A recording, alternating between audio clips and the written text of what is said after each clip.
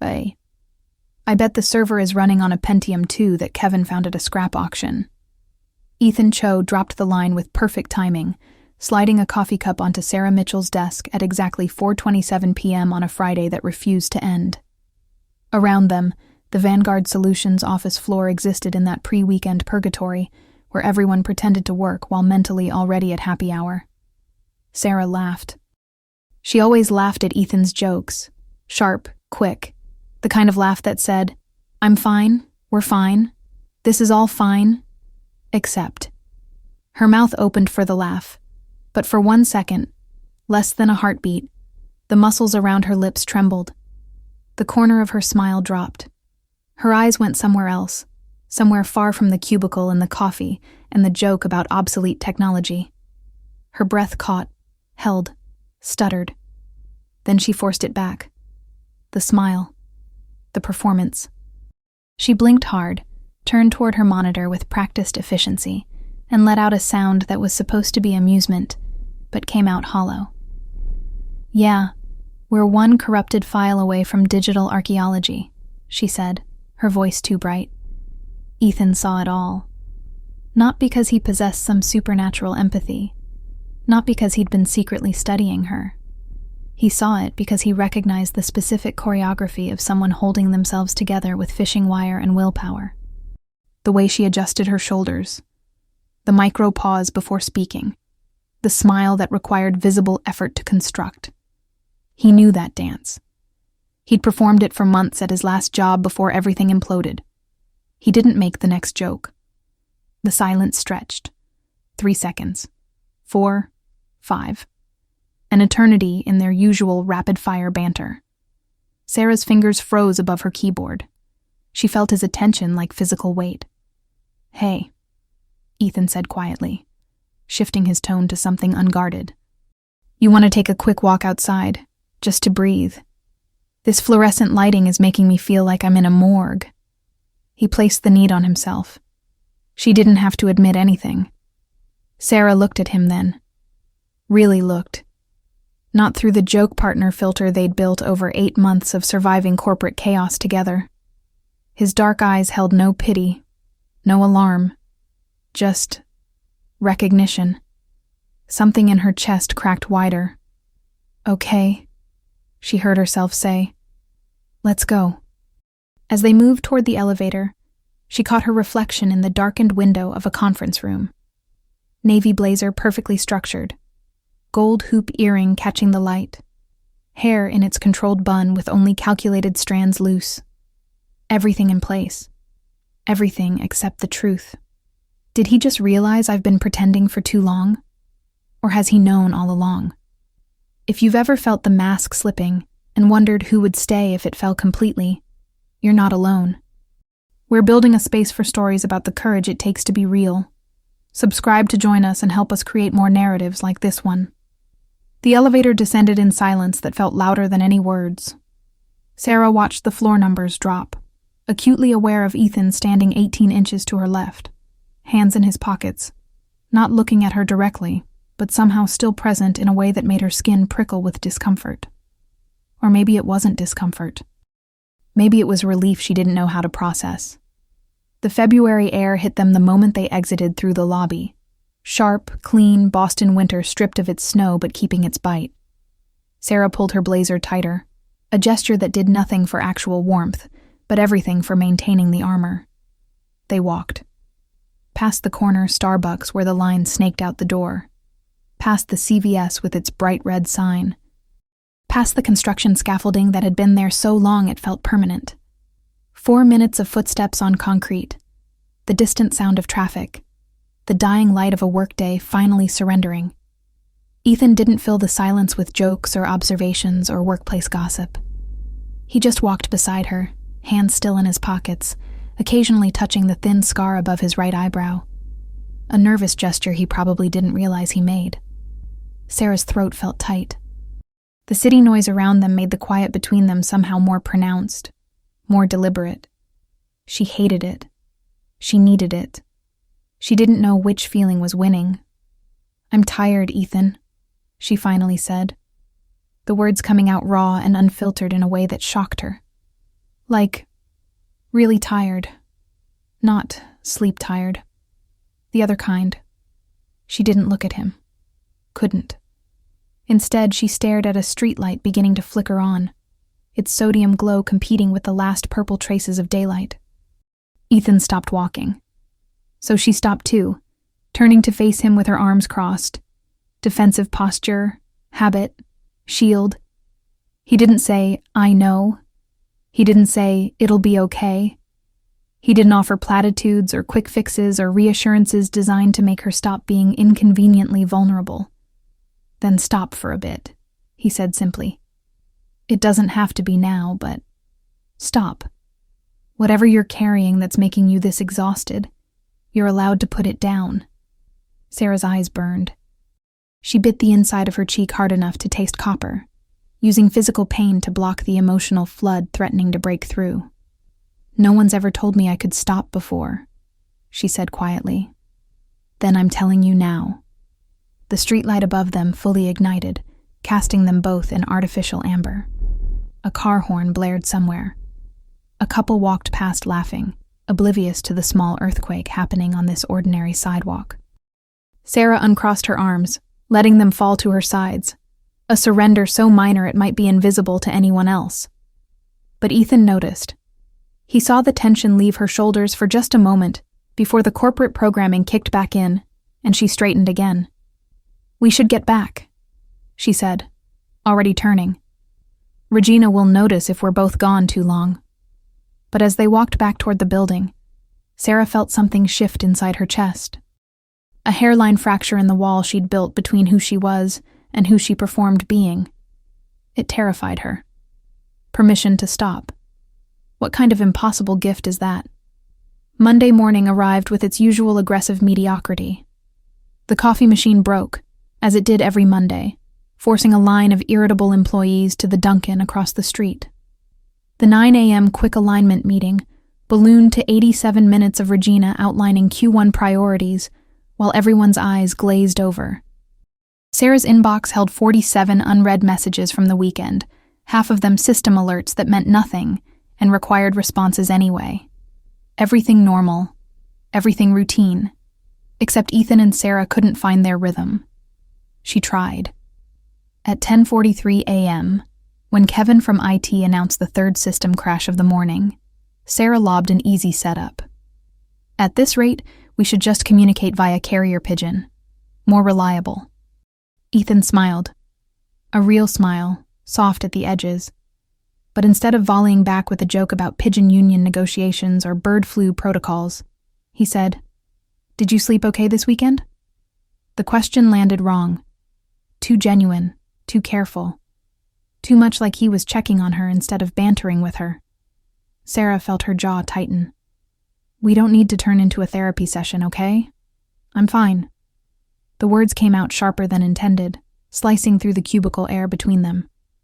Ethan's face did something complicated, hurt flickering across before he smoothed it into neutrality. "Got it," he said quietly. "Sorry."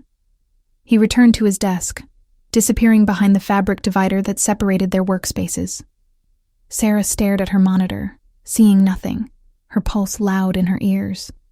Why did kindness feel like such a threat? The afternoon crawled by in painful awareness. Every time she sensed Ethan's presence, walking to the printer, heading to the break room, joining a team huddle, Sarah felt hyper-conscious of the new awkwardness replacing their easy rapport. They'd built something over 8 months, a partnership forged in shared sarcasm and mutual survival. Now it felt fragile, complicated. At 4:17 p.m., she found a yellow Post-it note stuck to the edge of her monitor. "Coffee tomorrow before work? No jokes, no pressure." Sarah stared at the small square of paper, at Ethan's precise handwriting with its slight leftward slant. Her thumb traced the edge of the note, paper grain rough under her skin. She could ignore it. Pretend she never saw it. Retreat back into the safety of their previous dynamic, where everything stayed surface level and nothing hurt because nothing was real. Or, she pulled out her phone and texted him. 7 a.m., that place on Boylston. His response came in 11 seconds. See you there. Sarah folded the post-it once, twice, 3 times, making it small enough to hide in her palm. But instead of throwing it away, she slipped it into her blazer pocket. The first small evidence that someone saw her. Really saw her. Why does real intimacy feel riskier than the loneliness I've gotten used to? The cafe on Boylston Street existed in that specific Boston category of too expensive for daily habit but cheaper than therapy. Sarah arrived at 6:58 a.m., early enough to claim a corner table away from the window, away from the morning commuter traffic, away from anyone who might recognize them from Vanguard Solutions. She ordered black coffee. No sugar, no cream, nothing to soften it. Armor maintenance started with the small choices.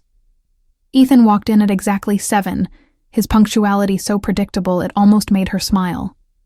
He wore a gray Henley instead of his usual work shirt, civilian clothes, weekend Ethan instead of corporate Ethan. Something about seeing him outside their office context made him look younger, less guarded. He got his coffee, cream, no sugar, she noticed, and sat across from her in the chair that wobbled slightly on uneven legs. The table between them felt simultaneously too small and too vast. For 30 seconds, neither spoke. Sarah wrapped both hands around her cup, absorbing heat through ceramic, and wondered what the protocol was for conversations like this. She'd never had one before. I quit my last job without notice, Ethan said abruptly. No preamble, no gentle lead-in. I was 27, operations analyst at a consulting firm downtown. Good salary, better title, on track for senior role within 18 months. Sarah looked up, startled. I worked 70-hour weeks for 11 months straight, he continued, his gaze fixed on his coffee cup, fingers drumming once against the side before going still. Told myself it was temporary, that once the big project finished I'd ease up. Except there was always another big project, always another deadline, always another reason to stay late, skip lunch, answer emails at 2 a.m. His jaw worked silently for a moment, and Sarah saw him unconsciously touch the scar above his eyebrow. One Tuesday morning, I was in the shower before work, and I just froze. Couldn't move, couldn't breathe, couldn't make myself get dressed and go do it for one more day. I called in sick. Then I called in sick again the next day, and the next. After a week, I sent a 3-line resignation email and blocked my work number. Sarah's throat felt tight. Burnout? Burnout. Breakdown. Whatever clinical term makes it sound manageable. Ethan's laugh was hollow. I disappeared for 4 months. Moved in with my mom in Cambridge. She didn't ask questions, just made too much food and gave me space. When I finally came back to myself, I was ashamed. Felt like I'd failed some fundamental test of being an adult. He finally looked up, meeting her eyes directly. The early morning light through the cafe window caught the permanent dark circles under his eyes, signs of old exhaustion that never fully faded. I'm not trying to save you, Sarah, he said quietly. I'm trying to tell you that I've been where you are, and I survived. And you will too. But only if you stop pretending you're okay when you're not. Something inside Sarah's chest cracked open completely. The tears came without permission, hot and fast, spilling over before she could stop them. She ducked her head, mortified, hands coming up to cover her face. Ethan didn't reach across the table, didn't touch her, didn't try to shush her or hand her napkins or make it stop. He just stayed, solid and present, while she silently fell apart in a cafe that smelled like espresso and cinnamon. When she finally could breathe again, wiping her face with her palms, she found tissues stacked neatly on the table within reach. He'd placed them there without making a production of it. I don't know if I can stop, Sarah said, her voice wrecked and raw. I don't even know who I am anymore without the mask. The strong person, the funny one, the one who handles everything. If I take that off and there's nothing underneath, then you build something new, Ethan interrupted gently. Something real. Something that doesn't require you to slowly destroy yourself to maintain. Sarah laughed, a broken, wet sound that hurt her ribs. You make it sound simple. It's not. It's terrifying and messy, and some days you'll want to put the mask back on because it's easier. But Sarah..." He leaned forward slightly, his elbows on the wobbling table. "You don't have to perform for me. The real version of you, tired, struggling, sometimes barely holding it together, that's the person I want to know." The words hung in the coffee-scented air between them, heavy with implication. This wasn't about work anymore. Maybe it never had been. "What if I let you in and I'm not worth the effort?" Sarah whispered. Ethan's expression did something complicated. Half smile, half pain. "What if you are, and you've just never let anyone stay long enough to prove it?" Outside, Boston woke up fully. Traffic increased. Commuters hurried past clutching travel mugs. The city moved forward with relentless momentum, while Sarah Mitchell sat in a corner cafe and considered for the first time in years the possibility of stopping. Maybe armor isn't protection. Maybe it's just a prettier name for a cage. Jattori. They were 12 minutes late to work. Sarah couldn't remember the last time she'd been late to anything. Her punctuality was part of the performance, another piece of the reliable, unshakable image she'd constructed. But as she swiped her badge at 8:42 a.m., the small rebellion felt strangely freeing. Ethan arrived 90 seconds after her, his hair still slightly damp from what must have been a rush shower after their extended coffee. Their eyes met across the office floor, and something new passed between them. Acknowledgement. Alliance. The beginning of something neither could name yet. The day proceeded with surreal normalcy. Meetings about nothing, emails requiring responses that contributed zero value. The mechanical rhythm of corporate life grinding forward. But underneath, Sarah felt different. Raw, exposed, like she'd shed a layer of skin, and now everything touched her more directly. At 2:37 p.m., Maya called. Sarah stepped into the stairwell to answer, her sister's FaceTime request popping up with perfect timing, or terrible timing, depending on perspective. "Hey you." Maya's face filled the screen, box braids with honey blonde tips falling over her shoulders, her dorm room visible behind her. "I'm procrastinating on my developmental psych reading and decided to bother my favorite sister." "Your only sister," Sarah replied automatically, but her smile was genuine. Maya's expression shifted, that psychological training already kicking in despite being only in her master's program's first year. "You look tired, like actually tired. Not the I stayed up binge-watching tired. The other kind." Sarah's instinct was to deflect, to joke, to perform. But Ethan's words from this morning echoed. "You survived by stopping pretending you're okay." "Yeah," she admitted quietly. "I am. Really tired, Maya." Her sister's eyes widened slightly, surprise flickering across her face. Sarah never admitted weakness, never complained. Sarah was the strong one, the successful one, the one who had everything figured out. "Want to talk about it?" Maya asked carefully. "I think I'm burning out," Sarah said, the words feeling both enormous and inadequate. It's too much, and I don't know how to do less without feeling like I'm failing." Maya was quiet for a moment, her finger unconsciously touching the semicolon tattoo on her left wrist, her mental health reminder. "We learned about this exact thing last week. How high achievers, especially women of color in corporate environments, internalize impossible standards. You know what Professor Chen said? That we mistake survival mechanisms for personality traits. We perform strength for so long we forget it's supposed to be a tool, not an identity." Sarah's throat tightened. "When did you get so wise?" "When my sister finally got honest enough to hear it." Maya's tone was gentle but firm. "Sarah, you've been my hero since I was 7. But you don't need to be superhuman for me to admire you.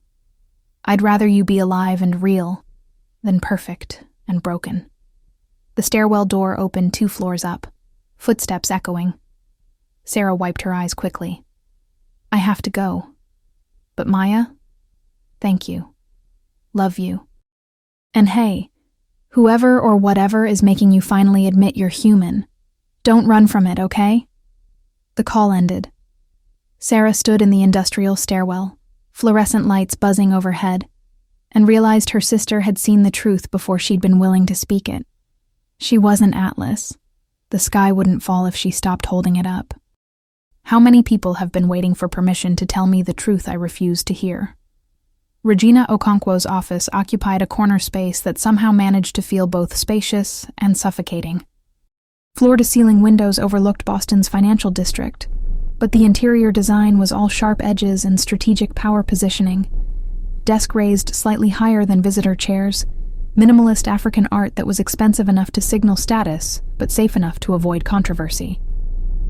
Sarah sat in one of those deliberately uncomfortable chairs at 9:15 a.m. on Wednesday morning, summoned via calendar invitation with no explanation beyond.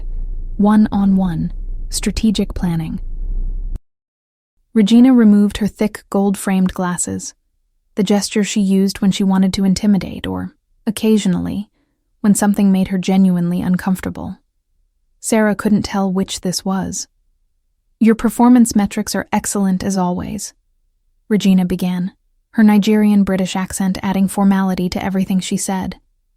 "Analytics accuracy at 97%, project completion ahead of schedule, client feedback consistently positive."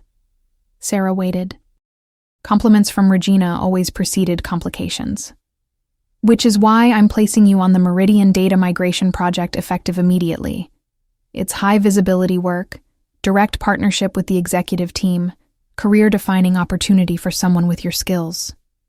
Sarah's stomach dropped. The Meridian project was legendary in the worst way. A 6-month nightmare of legacy system integration that had already burned through 2 project leads. 60-hour weeks minimum. Weekend work expected. The kind of assignment that looked impressive on paper and destroyed lives in practice. "I appreciate the confidence," Sarah said carefully, "but I'm currently leading the Cascade rollout with Ethan. We're mid-sprint and James will take over your portion of Cascade. Ethan will absorb the remaining operations coordination." Regina's tone was final. "I'm redistributing the workload for optimal career development opportunities." The phrase sounded rehearsed. Corporate speak for decisions already made. "This is about me and Ethan," Sarah said flatly. Regina's jaw tightened, a micro-expression of tension that betrayed her otherwise composed exterior. "This is about positioning high-potential employees for maximum growth and visibility within the organization. You notice the chemistry, and you're eliminating it. I noticed that personal dynamics can complicate professional objectives." Regina put her glasses back on, a signal the conversation was ending. "You're a black woman in a financial tech company, Sarah. You know how much harder we have to work to be taken seriously. Office romances, particularly failed ones, become ammunition. I'm protecting you. By separating us without asking what I want? By making strategic decisions that serve your long-term career interests," Regina said, her voice hardening. "I've been where you are. I know what it takes to survive in spaces that weren't designed for us. Sometimes protection means making choices you won't understand until later." Sarah stood, her navy blazer suddenly feeling like a straitjacket. "When do I start?" "Monday. Orientation is at 8 a.m. in conference room C." Sarah nodded once and left, her heels clicking against polished floor with each measured step. She made it to the women's bathroom, locked herself in the furthest stall, and stood there breathing carefully through her nose, hands pressed flat against the cool metal door. Regina wasn't wrong about the optics, about the extra scrutiny that came with being a black woman in corporate America, about how relationships could become weapons in environments that already looked for reasons to undermine you. But she also wasn't right. Because fear-based decisions, choices made from scarcity instead of possibility, those were just another form of performing, another mask, another lie. Sarah pulled out her phone and texted Ethan. "We need to talk. After work?" His response came within seconds. "Always. Is choosing someone in the middle of chaos sabotaging my career? Or is choosing my career sabotaging my chance at something real?" Bunda. Ethan found out about the reassignment from James, who appeared at his desk at 11:23 a.m. with apologetic eyes and uncomfortable body language. Regina's putting me on the Cascade project with you, James said, scratching the back of his neck. Apparently Sarah's being moved to Meridian. Ethan's fingers stilled on his keyboard.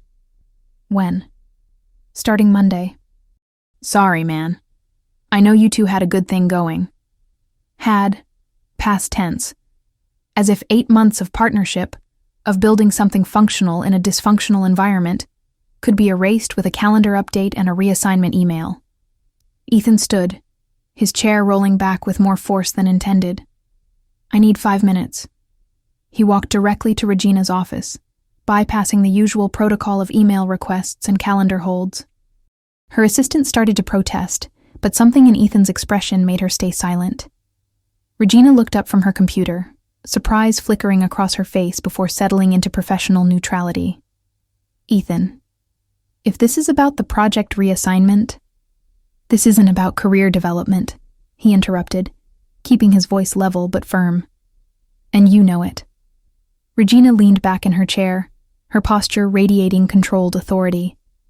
I make staffing decisions based on organizational needs and individual growth opportunities. You make them based on risk assessment.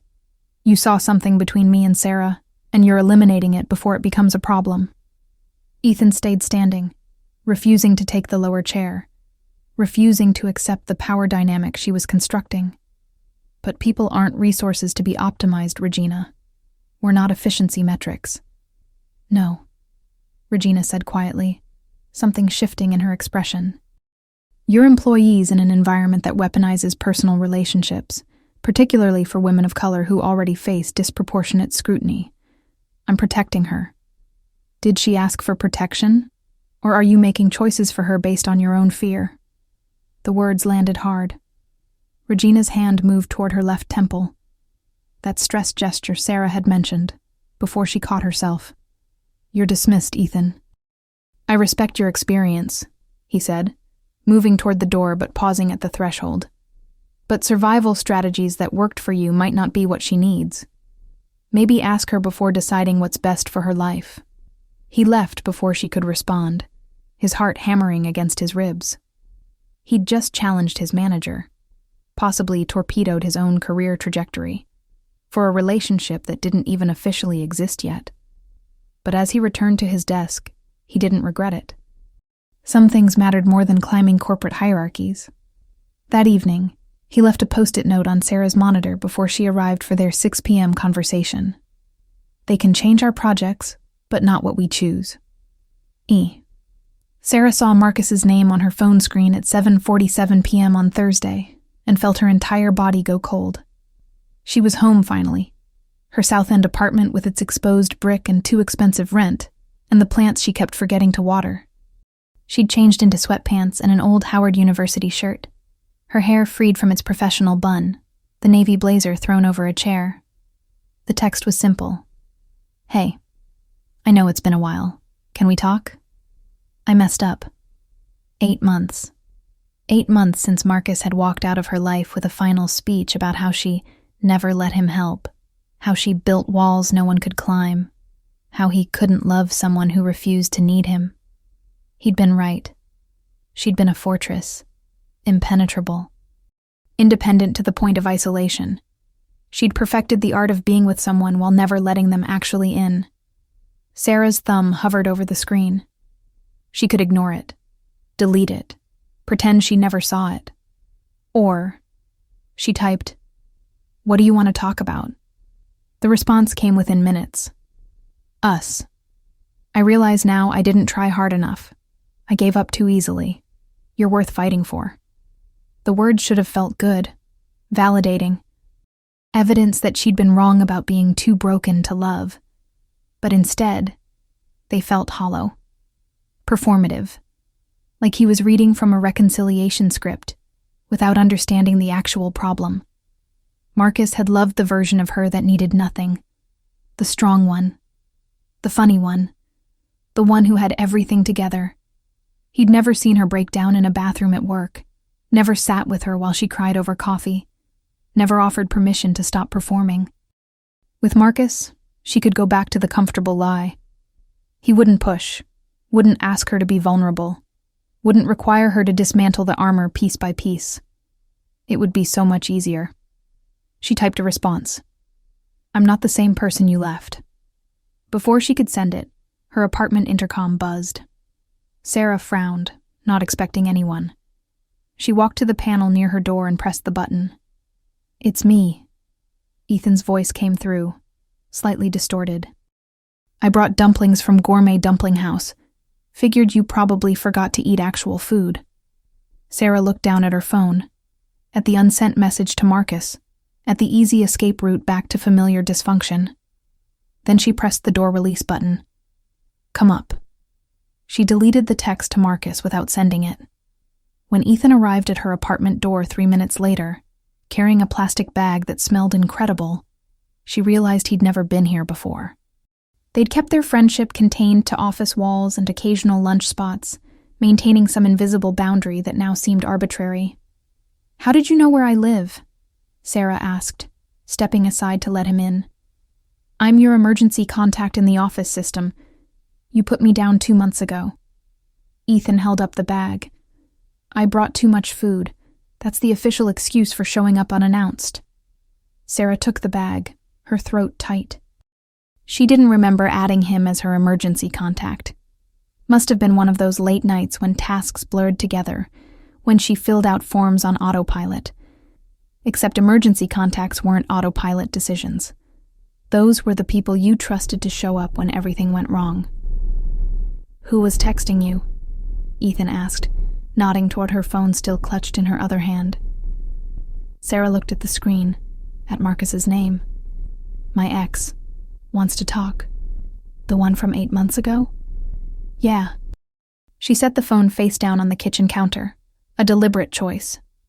He said he gave up too easily, that I'm worth fighting for. Ethan was quiet for a moment, unpacking containers of dumplings onto her small dining table. What did you say? Nothing yet. I was about to tell him I'm not the same person. Are you? Sarah sat down across from him, watching steam rise from pork and chive dumplings. No. I'm more broken now. More honest about it, maybe, but definitely more broken. Or maybe you're just finally letting the cracks show, Ethan said softly. And that's not breaking. That's becoming real. Sarah picked up a dumpling with chopsticks, not trusting herself to speak. They ate in comfortable silence for several minutes, the kind of quiet that felt full instead of empty. He never saw me like this, Sarah finally said. Marcus. He only knew the version of me that had everything together, that never needed help, that could handle anything. She looked up at Ethan. Going back to him would be easy. I wouldn't have to do the hard work of figuring out who I actually am underneath all the performance. Ethan set down his chopsticks. Easy isn't the same as right. I know.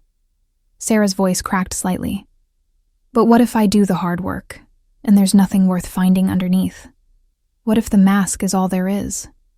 Then you're talking to the wrong person, Ethan said with a small smile. Because I've already met who you are under there. She's stubborn and scared and exhausted. She cries in cafes and shows up late to work and forgets to water her plants. He gestured to the drooping succulent on her windowsill. And she's worth knowing. Worth staying for. Worth every messy, complicated moment. Sarah felt tears spill over, silent and steady.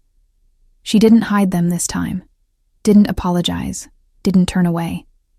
Ethan reached across the small table and took her hand. Just held it. No grand gestures, no dramatic declarations. Just steady, solid presence. I'm choosing you, he said quietly. The real version. The one who's tired and struggling and sometimes barely holding it together. That's the person I want. Sarah squeezed his hand, holding on like he was the only fixed point in a spinning world. I don't know how to do this, she whispered. Me neither. But we can figure it out together.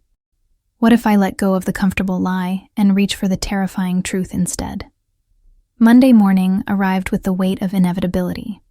Sarah woke at 5:47 a.m. to her alarm, the winter darkness outside her window making it feel like the middle of the night. She lay in bed for 3 full minutes, an eternity in her usual efficient morning routine, staring at the ceiling and trying to convince herself to get up. The Meridian Project orientation started in 2 hours and 14 minutes. 60-hour weeks, weekend work, high-visibility nightmare that had already destroyed 2 project leads. Career-defining opportunity that would require her to resurrect every defense mechanism she'd spent the last 2 weeks trying to dismantle. Sarah's phone buzzed. A text from Ethan. "Remember, you don't have to prove anything to anyone, including yourself." She stared at the message, then scrolled up through their recent conversation history. His texts had changed since that Friday walk. More checking in, more gentle presence, more reminders that she didn't have to do everything alone. She typed back, "What if I can't do this project without becoming the person I'm trying to stop being?" His response came within seconds. "Then maybe that's your answer." Sarah sat up slowly, her body heavy with exhaustion that went deeper than lack of sleep. She walked to her bathroom, turned on the light, and for the first time in weeks, actually looked at herself in the mirror without flinching away. Shadows under her eyes that concealer couldn't fully hide. Tension in her jaw that persisted, even when she consciously tried to relax. Hair that needed care she didn't have energy to give. The face of someone running on fumes and willpower, nothing more. When had pretending to be okay become more important than actually being okay? Sarah pulled out her phone and called the Vanguard Solutions HR hotline. The automated system transferred her 3 times before connecting to an actual human. Linda, who sounded efficient and professional, and like she'd heard everything before. "I need to request a temporary medical leave," Sarah said, her voice steadier than she expected. "For burnout and exhaustion." There was a brief pause. "I can start that process for you. You'll need documentation from a healthcare provider. How long do you anticipate needing?" "I don't know yet. 4 weeks minimum, maybe more." "Understood. I'm sending you the forms via email right now. You'll need to have your doctor complete Section 3. Once we receive everything back, leaves are typically approved within 48 hours. It was that simple. That's straightforward. Fill out forms, get documentation, take time to stop destroying yourself.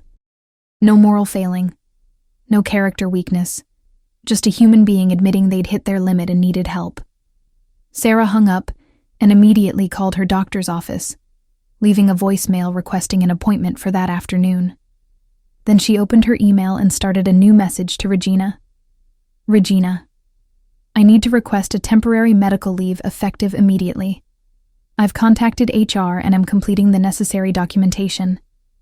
I won't be attending the Meridian orientation this morning. I understand this is not ideal timing. I'm sorry for any disruption this causes. Sarah." Her finger hovered over the send button.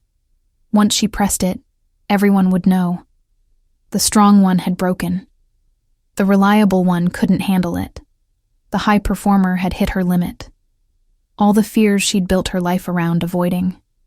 But maybe, Sarah thought, maybe being brave didn't mean never breaking. Maybe it meant being willing to break in front of people and trusting some of them would stay. She pressed send. Then she texted Ethan. "I just requested medical leave. I'm terrified, and I think it's the right choice, and I don't know what comes next." His response, "I'm proud of you. Want company?" Sarah looked around her apartment, the unmade bed, the half-eaten dumplings from last night still on the counter, the person she'd been too exhausted to be. This was the opposite of performance. The opposite of having it together. The opposite of everything she'd built her identity around. "Yes," she typed. "Please." "On my way." Sarah sat on her couch in her sweatpants and old university shirt, no makeup, hair undone, and waited. Not for someone to save her. Not for someone to fix her. Just for someone to sit beside her while she took the first terrifying steps toward saving herself. Asking for help doesn't make me weak. Pretending I don't need it is what's been killing me. Chapter. The doctor's appointment confirmed what Sarah already knew. Her body was staging a revolt. Blood pressure elevated. Stress hormone levels indicating chronic activation. Sleep quality poor. Mental health screening showing moderate depression and severe anxiety. Dr. Patel, a soft-spoken woman in her 50s who'd been Sarah's physician for 3 years, signed the medical leave paperwork without hesitation. "You're not broken," Dr. Patel said gently, handing over the completed forms. "You're exhausted. There's a difference. Your body is doing exactly what it's supposed to do, shutting down non-essential functions to protect you from complete collapse." "How long until I feel normal again?" Sarah asked. "Define normal." Dr. Patel leaned back in her chair. "If you mean capable of working 60-hour weeks while pretending everything's fine, hopefully never. If you mean able to function without constant exhaustion and dread, that depends on how committed you are to actually changing, not just recovering enough to go back to the same patterns." The words were kind, but uncompromising. Sarah left the appointment with prescriptions she probably wouldn't fill, and a referral to a therapist she definitely would call. Ethan met her outside the medical building, leaning against the brick wall with 2 coffees and patient understanding written across his face. He didn't ask how it went, just handed her the coffee and fell into step beside her. They walked through Boston Common, despite the February cold making their breath visible. The park was nearly empty, just a few determined joggers and one person walking 3 small dogs that kept getting tangled in each other's leashes. "Regina called me this morning," Sarah said after 10 minutes of comfortable silence. "After she got my email." "How did that go?" "She asked if this was about the Meridian project. I told her it was about the last 2 years, maybe longer." Sarah wrapped both hands around her coffee cup. She was quiet for a really long time. Then she said, "I think I owe you an apology." Ethan raised his eyebrows. "Regina apologized?" "She said she's been where I am. That she had a breakdown 15 years ago and hid it, worked through it, never told anyone. She thought she was teaching me survival skills. But what she was actually doing was perpetuating the cycle, making me think I had to destroy myself to be valuable." Sarah's throat tightened. "She's arranging coverage for my projects. Told me to take however long I need. Said she'd rather have me come back healthy in 2 months than lose me permanently in 2 weeks. They found a bench overlooking the frozen pond, its surface dull gray under winter clouds. Sat side by side, shoulders almost touching. "I'm scared," Sarah admitted. "Without work, without the performance, without all the things I use to avoid actually dealing with myself, I don't know what's left." "Then we find out together," Ethan said simply. "No rushing, no forced timeline, just one day at a time." "You're not going to get tired of broken me?" He turned to look at her fully, his dark eyes serious. "Sarah, I'm not here for recovered you, or fixed you, or some future version that has everything together. I'm here for you. Right now. Messy and scared and figuring it out. That's the person I choose. Every single day." Sarah felt something crack open in her chest. Not breaking, but blooming. Like a seed that had been dormant too long finally getting water and light. "I don't know how to do this," she whispered. "Do what?" "Let someone love me without performing for them. Let someone stay without earning it." Ethan reached over and took her hand, lacing their fingers together. "You don't have to know how. We just do it. One honest moment at a time." They sat on the cold bench while the city moved around them. 2 people choosing presence over performance, truth over comfort, connection over the safety of isolation. Sarah leaned her head against Ethan's shoulder. He wrapped his arm around her, solid and warm and real. "Thank you for seeing me," she said quietly. "Thank you for finally letting me," he replied. "Maybe love isn't about being strong enough to never need anyone. Maybe it's about being brave enough to need someone, and trust they'll stay." The first week of medical leave was harder than Sarah expected. Not because of work. Her team picked up her projects efficiently. The world kept turning without her. But because without the constant motion of corporate demands, she had to sit with herself. Really sit. With all the feelings she'd been outrunning for years. Tuesday she slept 14 hours and woke feeling guilty about wasting the day. Wednesday she tried to read but couldn't focus longer than 2 pages. Thursday, she had her first therapy appointment and cried for 43 of the 50-minute session. Friday night, she went back to the Vanguard Solutions office. She told herself it was to pick up her personal items, the framed photo of Maya, the good pens she'd bought herself, the coffee mug Ethan had given her last Christmas with, "I survived another meeting" that could have been an email printed on the side. But really, she needed to see it, the space where she'd performed for so long. The cubicle where her smile had cracked, the bathroom where she'd hidden so many micro-meltdowns. The office was nearly empty at 11:36 p.m. on a Friday, just a few workaholics in their own private wars against impossible demands. Sarah's badge still worked. The floor was dark except for emergency lighting and the glow from scattered monitors. She walked to her desk, not her desk anymore, she reminded herself, and started packing her items into the box she'd brought. Photo of Maya, pens, coffee mug. The navy blazer she'd left hanging on her chair, armor she didn't need at home. And tucked in her top drawer, folded small and hidden, 7 post-it notes from Ethan, collected over the past 3 weeks. Physical evidence that someone had seen her, had stayed, had chosen her before she knew how to choose herself. Sarah sat in her chair, box of belongings on her lap, and looked around at the cubicle walls that had contained so much silent suffering. All the time she'd swallowed tears and adjusted her smile and forced herself through one more day. All the performances, all the lying to herself and everyone around her. This space had nearly killed her, and she'd called it ambition, called it success, called it everything except what it actually was. Slow-motion self-destruction. Her vision blurred. Sarah stood abruptly, the box nearly falling, and walked quickly toward the women's bathroom. She pushed through the door and made it 2 steps before the sob broke free, raw and ugly, and months overdue. She sank to the floor, her back against the cold tile wall, and let it come. All of it. Every suppressed breakdown, every swallowed scream, every moment she'd pretended to be okay when she was drowning. The navy blazer fell from the box, pooling on the floor beside her. Armor finally discarded. Sarah didn't know how long she sat there. 10 minutes. 20. Time felt strange and elastic. She cried until her ribs ached, until her throat was raw, until the well of grief finally started to empty. Her phone buzzed. She ignored it.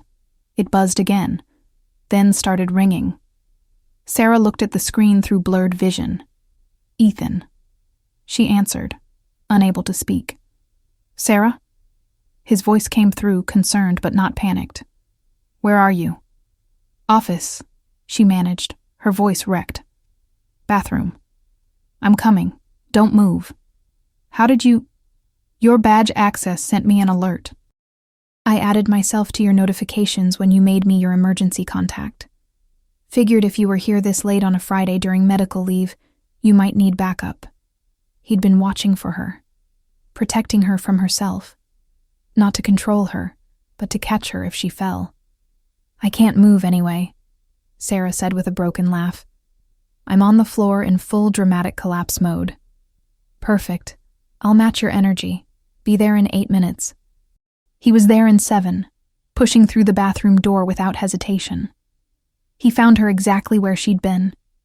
Back against the wall, blazer discarded, box of belongings beside her, tears still wet on her face. Ethan didn't try to make her get up. Didn't tell her it would be okay. Didn't offer empty reassurances. He just sat down on the floor beside her, his back against the same wall, his shoulder touching hers. "Hey," he said softly. "Hey," she whispered back. They sat together on the corporate bathroom floor at nearly midnight on a Friday, fluorescent lights buzzing overhead, 2 people who'd found each other in the wreckage of their own separate breakdowns.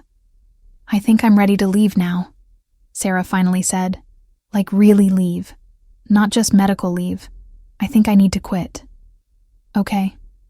That's it? Just okay?" Ethan turned to look at her. "Sarah, I don't need you to be corporate successful. I don't need you to climb ladders or prove anything. I just need you to be alive and present and choosing yourself. If that means quitting, quit." If it means something else, we'll figure it out. But you don't have to sacrifice your mental health to prove your worth to me or anyone else. Sarah leaned her head against his shoulder. What if I don't know who I am without the job? Then we find out together. That's what partners do. Partners. Not savior and victim, not hero and damsel.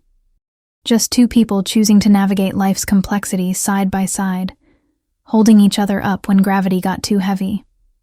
Will you help me write a resignation email? Sarah asked. Right now? Right now. Before I talk myself out of it.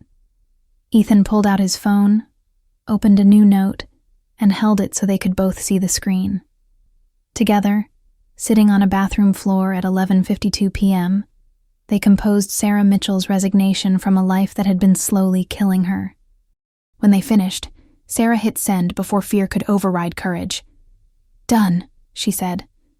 I just quit my job from a bathroom floor. That's definitely not in any career guide. Maybe it should be, Ethan replied with a small smile. Chapter 12. When rock bottom means finally choosing yourself. Sarah laughed. A real laugh. The first one in weeks that didn't hurt. They sat there a while longer, in no rush to leave, just being present with the enormity of what she'd done. Finally choosing herself over performance. Finally admitting she'd rather be real than perfect.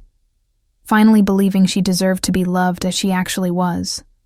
Broken, healing, imperfect, and completely worth it.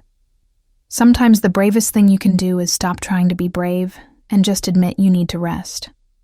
They left the office together at 12:09 a.m., Sarah carrying her box of belongings that represented 8 months of her life distilled into portable objects. Ethan carried her discarded navy blazer over his arm like a trophy from a battle finally won.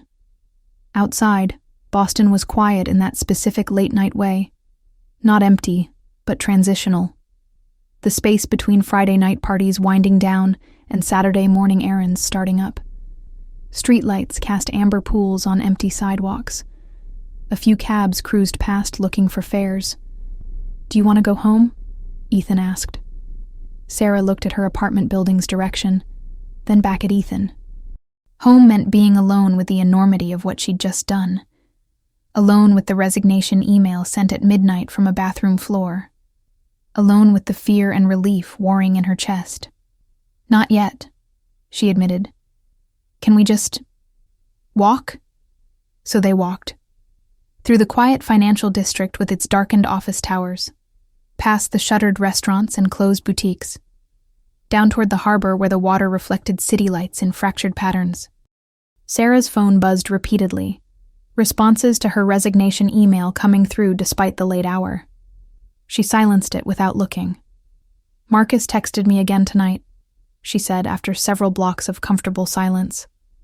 Before I went to the office. He wants to meet up, talk about getting back together. Ethan's stride didn't falter, but she felt the subtle tension in his shoulders. What do you want to do? I want to tell him the truth, that I'm not the person he knew anymore. That I'm broken and rebuilding, and I don't have the energy to perform being okay for someone who only loved the mask. Sarah stopped walking, turning to face Ethan fully. I want to tell him I'm choosing someone who already knows I'm a mess and stays anyway. The harbor wind whipped between them, cold and sharp, carrying the salt smell of the Atlantic. Ethan's dark eyes searched her face, looking for certainty, for truth, for evidence this wasn't just another mask. Are you sure? He asked quietly. Because I need you to be sure, Sarah. I can't be the person you choose because it's convenient, or because I happened to be there when you broke. I need to be the person you choose because you actually want me. Even when it's hard. Even when you're scared. Sarah's heart hammered against her ribs. This was it. The moment where performance ended and truth began. Where she could retreat to safety or step fully into the terrifying possibility of real intimacy. I'm terrified, she said honestly. I don't know how to be in a relationship without pretending. I don't know how to let someone love me when I'm still figuring out how to love myself. I don't know if I'm going to wake up tomorrow and panic about quitting my job or if I'm going to spend the next month sleeping 14 hours a day because I'm that exhausted. She took a breath, steadying herself. "But I know I want to figure it out with you. I know that when I broke on that bathroom floor, you were the person I needed there. I know that every post-it note you've left me is tucked in my drawer because they're proof that someone saw me, really saw me, and didn't run." Her voice cracked slightly. "I'm choosing you, Ethan. Not because you're convenient or because you happen to be there, but because you're the first person who made me believe I could be loved without performing for it." Ethan closed the distance between them in 2 steps, his hands coming up to frame her face with a gentleness that made her throat tight. His thumb brushed away a tear she hadn't realized had fallen. "I choose you, too," he said softly. "Every messy, complicated, beautiful part of you." He kissed her then, not the desperate kiss of movies, but something softer, steadier, a promise instead of a performance. Sarah's hands gripped the front of his shirt, holding on, letting herself be held, finally believing she wouldn't be dropped. When they pulled apart, she was smiling. A real smile, the kind that came from somewhere deep and genuine instead of manufactured from social obligation. "So what now?" she asked. "Now we figure it out together, one day at a time. No rushing, no expectations. Just honest and real and whatever comes next." Sarah nodded, something settling in her chest. Not peace exactly. She was still scared, still uncertain, still facing months of rebuilding herself from the ground up. But for the first time in years, she wasn't facing it alone. They walked back through the quiet city, fingers intertwined, 2 people who'd found each other in the wreckage and decided to build something new from the pieces. Love isn't about being strong enough to never break. It's about trusting someone enough to break in front of them and believing they'll stay while you heal. Saturday morning, Sarah woke up at 6:47 a.m., despite having no alarm set, no job to rush to, no performance to prepare. Her body still ran on the old programming. Wake early, armor up, show up, survive. She lay in bed staring at her ceiling, listening to her upstairs neighbor's footsteps and the distant sound of traffic, and tried to figure out what people did when they weren't slowly destroying themselves for corporate validation. Her phone showed 3 missed calls from Maya and a text. "Mom called me asking if you're okay. I told her you're taking medical leave and figuring things out. She wants to talk, but I said you'd call when ready. Love you." Sarah smiled despite the complicated knot of feelings around her family. Maya had run interference, bought her time, protected her space. Little sister taking care of big sister for once. A role reversal that should feel wrong, but somehow felt right. Another text. This one from Ethan. "No pressure, but I'm grocery shopping. Do you have food that isn't takeout containers? Can I bring you actual vegetables?"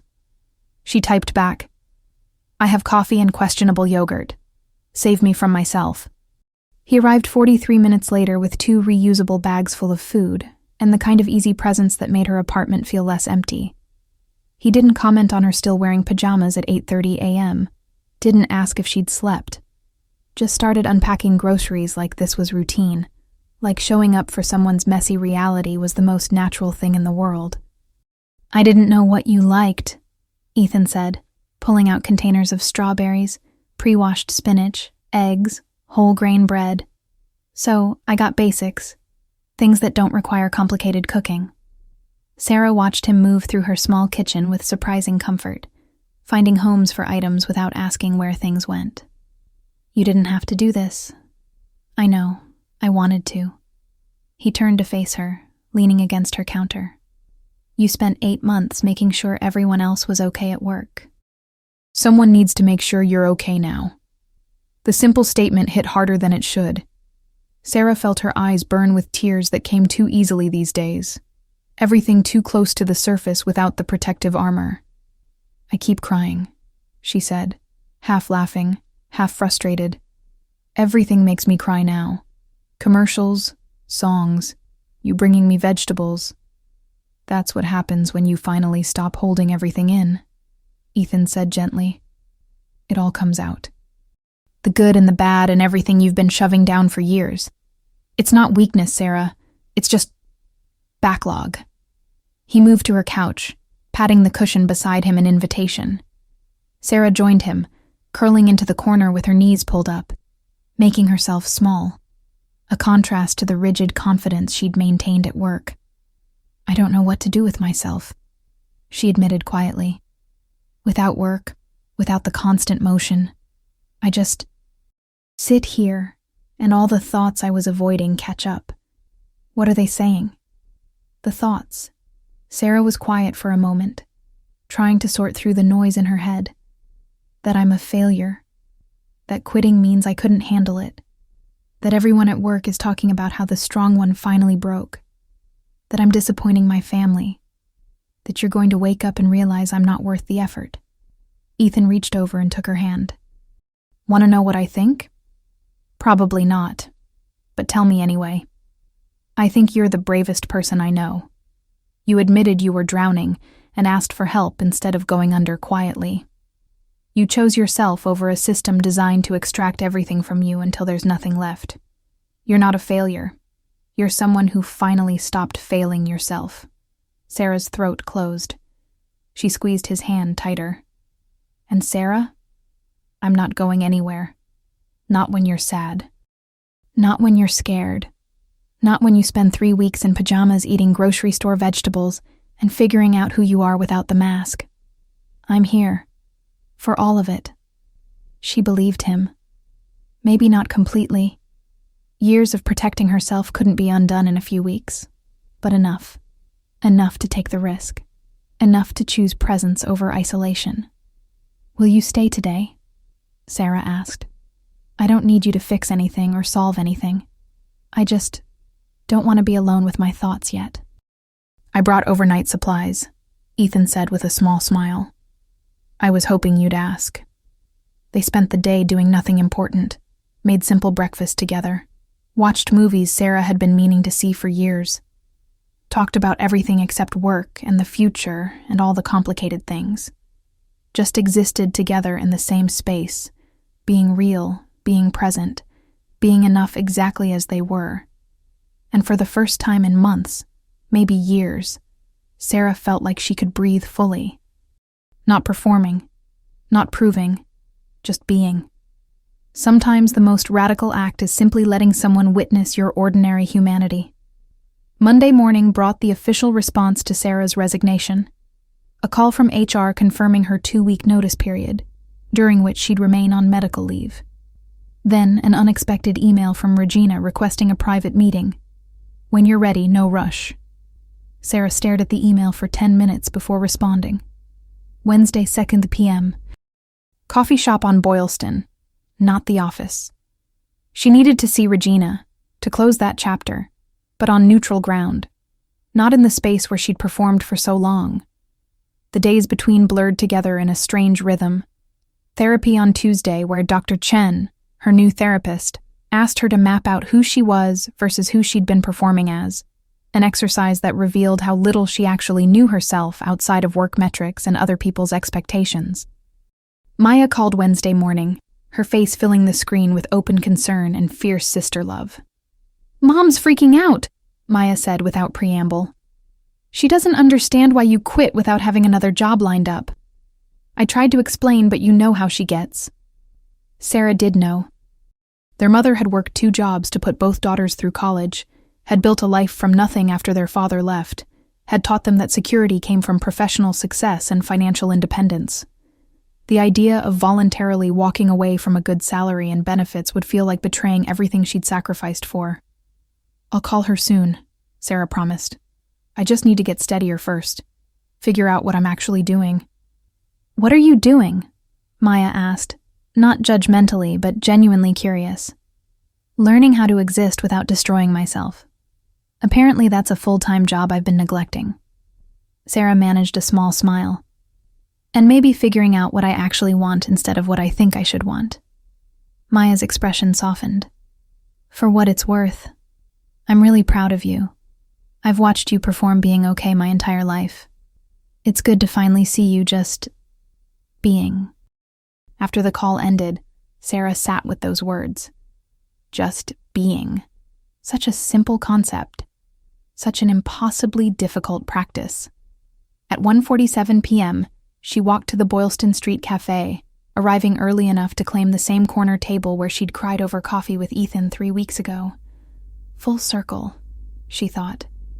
Except she was different now. Cracked open. Rebuilding.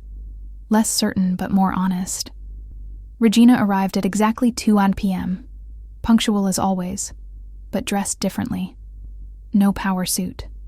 No armor, just dark jeans, a burgundy sweater, and her signature glasses. She looked smaller somehow. More human. She ordered tea, chamomile, not her usual espresso, and sat across from Sarah with careful deliberation, as if approaching something fragile. "Thank you for meeting me," Regina began. "You said you owed me an apology," Sarah replied, not hostile but direct. "I'm here to listen." Regina removed her glasses, cleaning them with deliberate slowness, a gesture Sarah now recognized as buying time to gather thoughts. "I had a breakdown at 34, Regina said quietly. Director-level position at a consulting firm. I was the only Black woman in leadership, and I felt like I had to be perfect, twice as good. Never show weakness, never complain, never admit the pace was unsustainable. She paused, her fingers tracing the rim of her teacup. I ended up in the hospital. Severe anxiety, exhaustion, stress-induced heart palpitations. I took 3 weeks off, never told anyone the real reason, and came back pretending nothing happened. Worked even harder to prove I was fine. Made partner within 2 years. Told myself I'd won. Sarah felt something shift in her understanding. But you hadn't. No. I'd just gotten better at hiding, better at performing. Regina looked up, meeting Sarah's eyes directly. When I saw you, brilliant, driven, never showing cracks, I saw myself. I thought I was mentoring you, teaching you how to survive in spaces that weren't designed for us. But what I was actually doing was perpetuating the same toxic pattern that nearly killed me. Why are you telling me this? Because you did something I never had the courage to do. You stopped. You admitted you couldn't sustain the pace. You chose yourself over the performance. Regina's voice cracked slightly. And watching you do that made me realize I've been running on fumes for 15 years, teaching other women to do the same, calling it empowerment when it's really just survival trauma dressed up as success. Sarah sat back, processing. This powerful woman who'd seemed invincible was just another person wearing armor, another survivor mistaking endurance for strength. What are you going to do? Sarah asked. I don't know yet, but I'm starting therapy next week, and I'm changing how I mentor. No more pushing people to their breaking point and calling it development. No more measuring worth by how much someone can endure. Regina managed a small, sad smile. You taught me that, Sarah, by finally breaking instead of bending. They talked for another hour, not as manager and employee, but as 2 women unpacking the cost of performing strength in systems designed to extract everything while giving nothing back. Regina shared resources, therapist recommendations, reminded Sarah that her health insurance would continue through her notice period. As they prepared to leave, Regina hesitated at the door. For what it's worth, she said quietly. You were never failing. The system was. And I'm sorry I made you feel like surviving it meant destroying yourself. Sarah nodded, accepting the apology, feeling something heavy lift from her shoulders. The person she'd been trying so hard to impress had been fighting the same battle all along, just with different armor. Sometimes the people who push us hardest are just trying to save us from the same drowning they barely survived. Friday marked 2 weeks since Sarah's bathroom floor breakdown, and 3 weeks since her smile first cracked in front of Ethan. She woke that morning to sunlight through her bedroom window. The first time in months she'd noticed weather, noticed light, noticed anything beyond the grind of survival. Her phone showed a text from Ethan sent at 6:12 a.m. Want to try something new today? Something that isn't work or healing or heavy conversations? She typed back. What did you have in mind? Surprise. Dress warm. I'll pick you up at 10.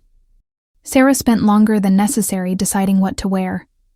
A ridiculous amount of mental energy devoted to casual clothes, when for years she'd operated on autopilot. Blazer, professional top, work pants, armor. Eventually she settled on jeans, a soft gray sweater, her warmest coat. She left her hair down instead of pulled back. Small rebellions against the professional persona she'd inhabited for so long. Ethan arrived exactly at 10 Maid in his aging Honda Civic, looking unfairly attractive in a dark green jacket and jeans, his hair slightly windswept like he'd had the windows down despite February temperatures. "Where are we going?" Sarah asked as she buckled in. "You'll see. It's a 30-minute drive." They headed north out of the city, Boston's density gradually giving way to suburbs and then more open space. Ethan played music, indie folk she'd never heard but immediately liked, and they talked about nothing important. His mother's latest attempt to set him up with a friend's daughter despite him clearly being in a relationship now. Sarah's tentative plan to take an online course in something completely unrelated to corporate analytics, maybe photography or creative writing. Conversation that wasn't loaded with significance. Wasn't about trauma or healing or heavy processing. Just two people existing together. They pulled into a small farm about 40 minutes outside the city, a hand-painted sign declaring, "Riverside Farm, Winter Activities." "We're going to a farm?" Sarah asked, half laughing. "We're going to pet goats and drink overpriced hot chocolate and do absolutely nothing productive or healing-focused for 3 hours," Ethan said firmly.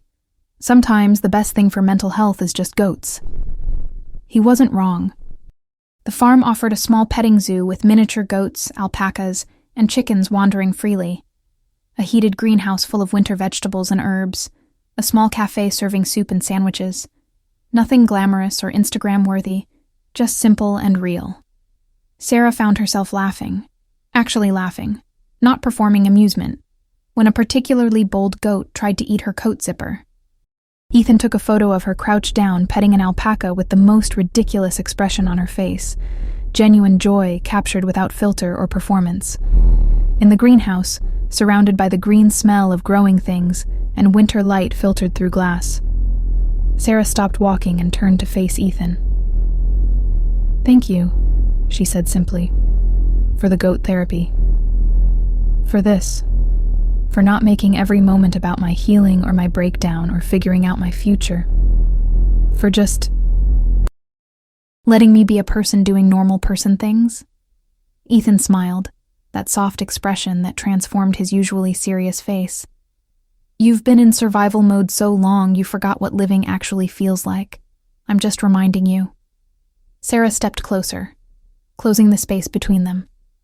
The greenhouse was empty except for them, the farm staff somewhere else, giving them privacy in this glass sanctuary of growing things. "I'm still a mess," she said quietly. "I'm unemployed and in therapy, and some days I can't get out of bed before noon. I'm going to have bad days. Days when the mask wants to come back because it feels safer. Days when I doubt everything." "I know," Ethan replied, his hands coming up to rest gently on her waist. "And you're still choosing this. Choosing me?" "Sarah." He said her name like it meant something. "I'm not choosing the potential future version of you who has everything figured out. I'm choosing you right now. Messy and uncertain and rebuilding. The real version, not the performance." She kissed him then, surrounded by herbs and vegetables and winter light, tasting like hot chocolate and promise. Not a kiss that fixed anything. Just a kiss that said, "I'm here. You're here. We're doing this together." When they pulled apart, Sarah rested her forehead against his. "I'm still figuring out how to do this," she admitted. "How to be in a relationship without performing. How to let someone close without armor. We'll figure it out together. No timeline, no pressure, just honest and real, one day at a time." They spent another hour at the farm before heading back to the city, Sarah's phone full of photos of animals and growing things, and Ethan's profile as he drove with winter sun lighting up his features. Evidence of a day spent living instead of surviving. As they pulled up to her apartment, Ethan reached over and squeezed her hand. "Want company tonight, or do you need space?" Sarah considered. A month ago, she would have automatically said she was fine, needed nothing, could handle everything alone. Now she let herself feel what she actually needed. Company, she said. Definitely company. He smiled. I'll grab my overnight bag. They walked up to her apartment together, and Sarah felt something settle in her chest. Not fixed, not healed, but held, seen. Chosen for exactly who she was. Armor discarded, mask removed.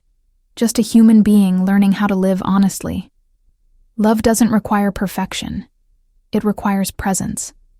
And that's the most terrifying, most beautiful thing I've ever learned.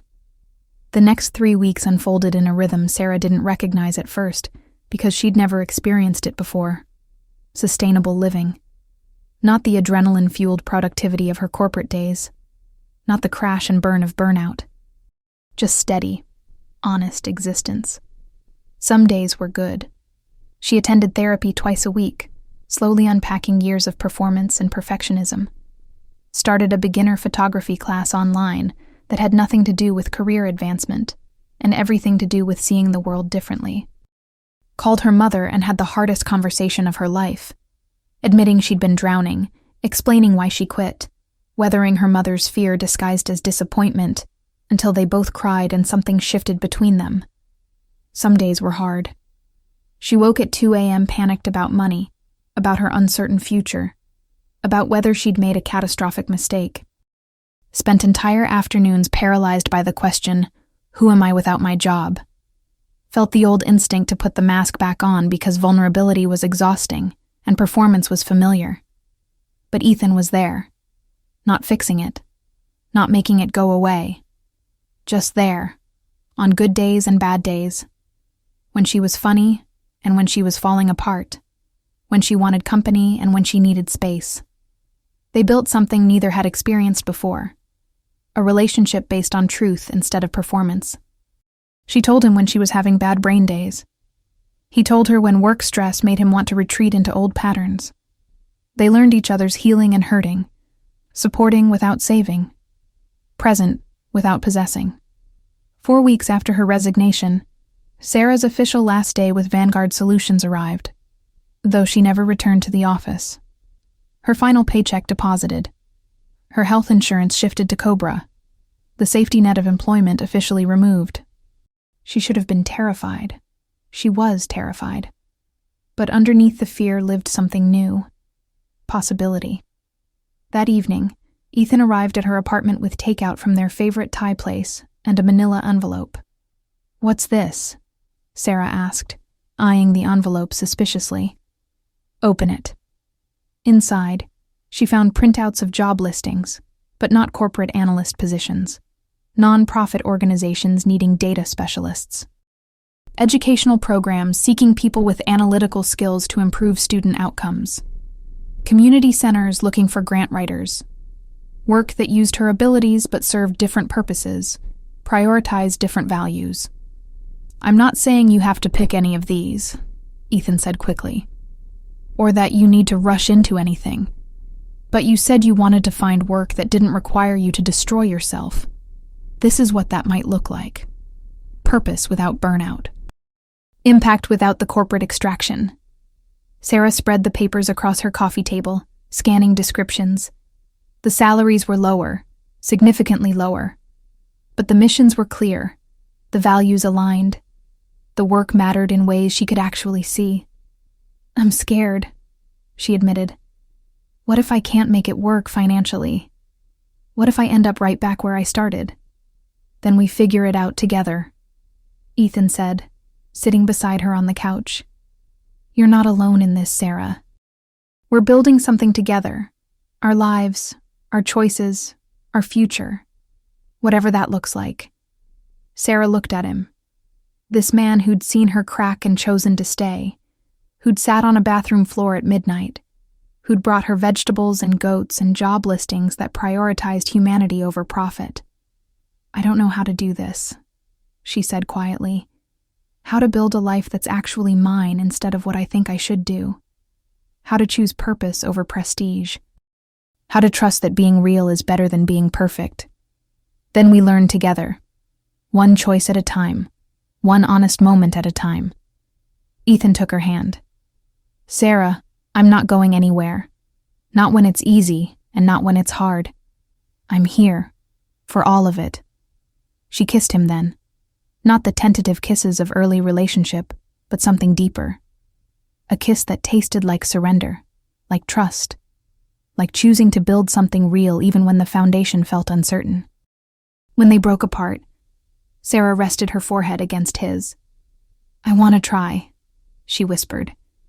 I want to build a life that doesn't require me to perform, that doesn't measure my worth by how much I can endure. I want to find work that matters. I want to be honest, with you, with myself, with everyone, even when it's terrifying. You're already doing it, Ethan said softly. Every day you choose truth over performance, you're doing it. Every day you let me see the real you, you're doing it. It's not about getting it perfect, it's about getting it real. They spent the evening going through the listings together, Sarah gradually warming to possibilities she'd never considered before. Work that paid less, but cost less emotionally. Positions that valued humanity over productivity metrics. Organizations that measured success in lives improved, not quarterly profits. I think I want to apply to this one, Sarah said finally, pointing to a community education nonprofit. It's using data analysis to identify gaps in educational access. It's still analytical work, but it matters, in ways I can actually see. Then apply, Ethan said simply. The worst that happens is they say no. And the best? The best is you build a life that doesn't slowly kill you. The best is you wake up without dread. The best is you use your considerable brain power for something that actually aligns with your values. He smiled. The best is pretty damn good. Sarah opened her laptop right then, starting the application before fear could talk her out of it. Ethan sat beside her, occasionally offering input, but mostly just present while she took this first concrete step toward a different future. When she hit submit 2 hours later, she felt simultaneously terrified and exhilarated. I did it, she said, almost surprised. You did it, Ethan confirmed, pulling her into a hug. Whatever happens next, you took the risk. That's what matters. They fell asleep that night on her couch, takeout containers on the coffee table, job listings scattered around them, wrapped up in each other and the beginning of something neither could fully see yet, but both chose to build anyway. The bravest thing isn't having all the answers. It's stepping forward anyway, trusting that the right path reveals itself, one honest choice at a time. 3 days later, Sarah got the call. The nonprofit wanted an interview. Then a second interview. Then, almost surprisingly fast, an offer, conditional on a 3-month trial period at a salary that was 40% less than Vanguard Solutions, but came with reasonable hours, a mission she believed in, and leadership that talked about work-life balance like they actually meant it. Sarah accepted. Her mother cried, relief more than disappointment this time. Maya screamed with excitement on FaceTime. Ethan picked her up and spun her around her apartment kitchen like they were in some romantic movie, except this was real life, and they were both laughing, and it was better than any performance could be. The first day at Education Access Alliance felt surreal. The office was smaller, scrappier, with furniture that had clearly been donated, and a coffee machine that actually worked. No soul-crushing fluorescent lighting. No cubicle walls that felt like corporate coffins. Just open space, natural light, and people who greeted each other by name with genuine warmth. Her new manager, Desiree, was a 42-year-old black woman who'd left corporate consulting 8 years ago and never looked back. We move fast here because the work matters, Desiree explained during Sarah's orientation. But we don't move at the expense of our people. If you're burning out, you tell me. If you need adjustments, you tell me. We build sustainability, not heroes. Good? Good, Sarah agreed, and meant it. The work itself was challenging in new ways, less about optimizing profit margins and more about identifying barriers to educational access for underserved communities. She used the same analytical skills, but toward different ends. Saw the direct impact of her work in reports about students gaining resources they'd lacked. Felt purpose beyond performance metrics. It wasn't perfect. Some days the nonprofit hustle reminded her too much of corporate chaos. Some days the lower salary made her anxious about long-term financial stability. Some days she missed the simple clarity of corporate expectations, even while recognizing they'd been destroying her. But she didn't have to perform anymore. When she had a hard day, she told Desiree. When she needed to leave at 5 p.m. for a therapy appointment, nobody questioned it. When she admitted she didn't know something, her team helped instead of judged. 6 weeks into the new job, Sarah sat in her therapy session with Dr. Chen, processing the strangeness of sustainable work. "I keep waiting for the other shoe to drop," Sarah admitted, "for them to reveal the real expectations, for the reasonable hours to be a lie, for it to turn into the same soul-crushing grind." "And has it?" Dr. Chen asked. "No, it's just actually what they said it would be. Work that matters at a pace that's sustainable." Sarah laughed, shaking her head. "It's bizarre that this feels bizarre. That healthy work culture feels like an anomaly instead of a baseline. What does that tell you about where you were before?" Sarah was quiet for a long moment. "That I was in a fundamentally broken system, and I kept trying to fix myself to survive it instead of questioning why survival required so much self-destruction." Dr. Chen smiled. "That's significant growth, Sarah." It was. She could feel it, not just in her new job, but in how she moved through the world. Less armor, more presence. The ability to admit when she was struggling without feeling like failure. The capacity to accept help without shame. Her relationship with Ethan continued to deepen, built on a foundation of radical honesty neither had experienced before. They had their first real fight, about his tendency to overfunction when she was having bad days, about her instinct to push him away when vulnerability felt like too much. And instead of ending them, it brought them closer, proved they could disagree and repair, could hurt each other unintentionally, and choose to work through it. They learned each other's rhythms. He learned she needed alone time on Sundays to recharge. She learned he needed physical touch more than words when stressed. They built intimacy slowly, intentionally, choosing each other daily instead of assuming commitment was static. 3 months after Sarah's resignation, 4 months after her smile first cracked, they were having dinner at Ethan's apartment when he asked a question that changed everything. "What if we moved in together?" Sarah looked up from her pasta, fork frozen halfway to her mouth. "What?" "Your lease is up in 2 months. Mine ends in 3. We're together most nights anyway. We could find a place that's ours, not yours or mine, but actually shared." He paused, suddenly looking uncertain. "Unless it's too fast, we don't have to. I just thought—" "Yes," Sarah interrupted. "Yes, let's do it. Let's find a place together." She set down her fork, her heart hammering with nervous excitement. "Let's build something that's ours." Ethan's face transformed with joy, that rare, unguarded smile that made him look younger. "Yeah? Yeah. But it has to have good natural light, and a real kitchen. And please, for the love of everything, not a basement apartment. I've had enough of living in spaces that feel like corporate cubicles." They spent the rest of the evening looking at apartment listings, laughing at ridiculous descriptions and out-of-touch prices, slowly narrowing down possibilities, building a shared future that felt both terrifying and exactly right.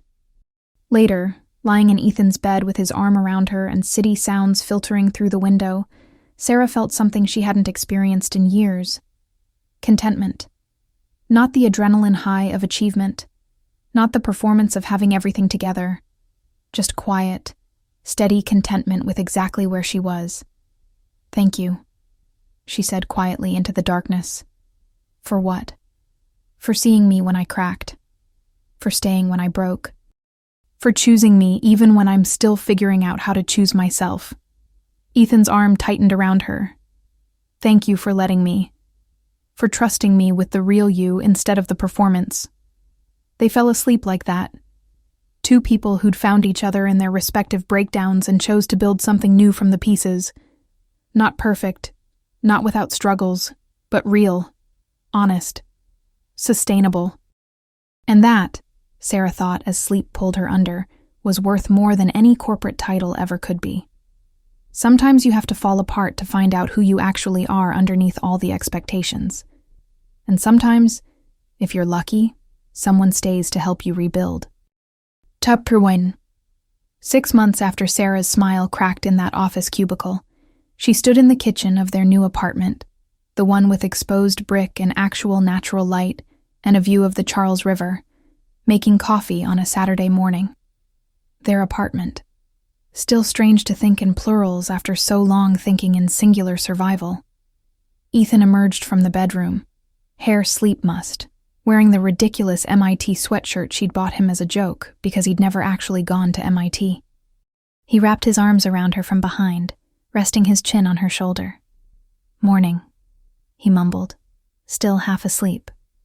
"Coffee's almost ready," Sarah replied, leaning back into him.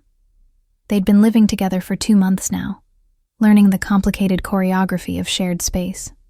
He left cabinet doors open. She was terrible about putting her shoes away. They navigated tiny frustrations and figured out systems, and occasionally bickered about whose turn it was to deal with the dishes. It was ordinary and imperfect, and Sarah loved it with an intensity that sometimes surprised her. This simple domestic life she'd built from the ruins of her old one. Her phone buzzed with a text from Maya. "Still on for lunch tomorrow?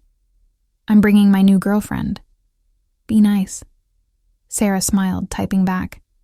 "When am I not nice? And yes, 1 p.m. Bring whoever makes you happy." Her sister had come out 3 months ago, nervous and uncertain, and Sarah had been able to show up for her in ways she couldn't have before, present, supportive, emotionally available instead of performing strength while drowning internally. Their relationship had deepened, built on mutual honesty, instead of performed roles. "What are you thinking about?" Ethan asked, accepting the coffee mug she handed him. "Just how different everything is now. Good different. Weird different. Good weird." Sarah leaned against the counter, wrapping both hands around her own mug. 6 months ago I was working 60-hour weeks and slowly destroying myself and calling it ambition.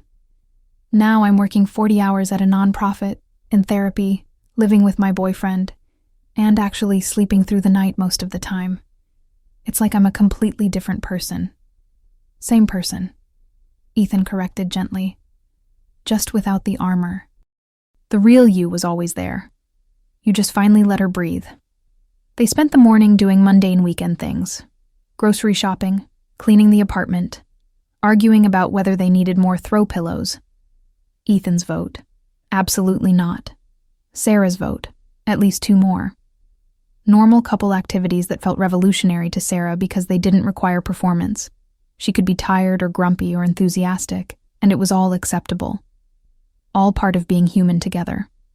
That afternoon, they met up with James, Ethan's best friend who Sarah had only met a handful of times. They got coffee at the same Boylston Street cafe where everything had started shifting months ago. The place where Ethan had first told her about his burnout, where she'd first cried in front of him.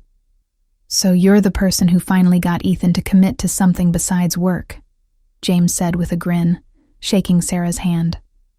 "I'm the person who had a breakdown in his general vicinity and he decided to stick around," Sarah corrected, and everyone laughed because it was absurd and true, and she'd learned that honesty could be funny without being performative. They talked about work. James was a software engineer dealing with his own corporate frustrations, considering whether to make a similar jump to something more meaningful. Sarah found herself offering advice born from experience, that the financial sacrifice was real, but the mental health benefit was real too. That sustainable work existed, but required actively seeking it out. That sometimes falling apart was the beginning of actually building a life instead of just surviving one. "You two are disgustingly healthy," James said, watching how Sarah and Ethan interacted, checking in without hovering, comfortable with silence, casually affectionate without performance. "We're working on it," Ethan replied, squeezing Sarah's hand. One honest conversation at a time. As they walked home later, the late autumn sun painting Boston in gold and amber, Sarah felt profoundly grateful for everything that had broken. For the crack in her smile that started everything.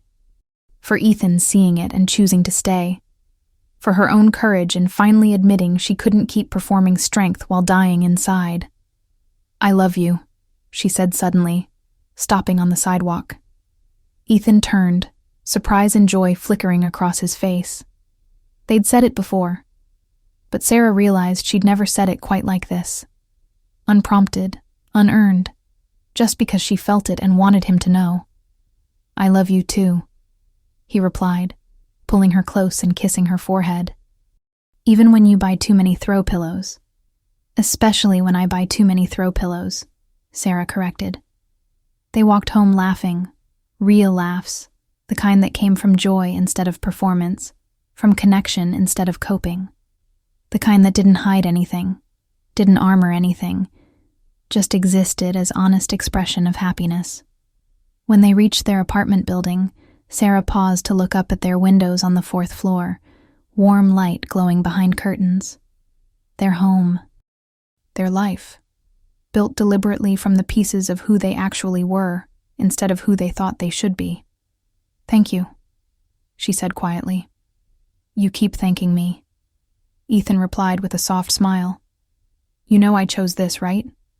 You're not a burden I'm carrying. You're a partner I'm building a life with. Those are very different things." Sarah nodded, feeling tears prick her eyes. Happy tears this time. Grateful tears. "I know. I'm still learning to believe it. But I'm getting there." We're both getting there, together." They climbed the stairs to their apartment, keys jingling, shoulders brushing, two people who'd found each other in their breaking and chose to build something real from the pieces. Sarah Mitchell didn't have everything figured out. She still had hard days, still occasionally felt the pull toward old patterns of performance and perfectionism, still navigated therapy sessions where she unpacked years of learned behaviors that no longer served her. But she also had truth, had love that didn't require performance, had work that mattered without destroying her, had a life built on honest foundation instead of carefully constructed lies. And on a Saturday afternoon in their apartment with good light and too many throw pillows, she sat on their couch with Ethan beside her, his arm around her shoulders, her head resting against his chest, and felt something she'd spent years pretending to feel, but never actually experienced. Peace. Not the absence of struggle, but the presence of authenticity. The knowledge that she could be exactly who she was, messy, imperfect, still healing, and be loved anyway. Not despite her cracks, but because she'd finally let them show. They laughed again that evening, making dinner together. Ethan telling some ridiculous story about work, Sarah responding with her own sharp wit. Their humor still sharp, still present, but different now. Lighter, free from the weight of hiding, free from the exhaustion of constant performance. Just two people being real together, building a life that didn't require armor, choosing each other, one honest moment at a time. And in the end, that was the greatest success Sarah had ever achieved. Not a corporate title or impressive salary, but the courage to live honestly and the wisdom to build a life that sustained her rather than slowly destroyed her. The mask had fallen, and underneath, she'd found someone worth knowing, worth loving, worth becoming herself, finally.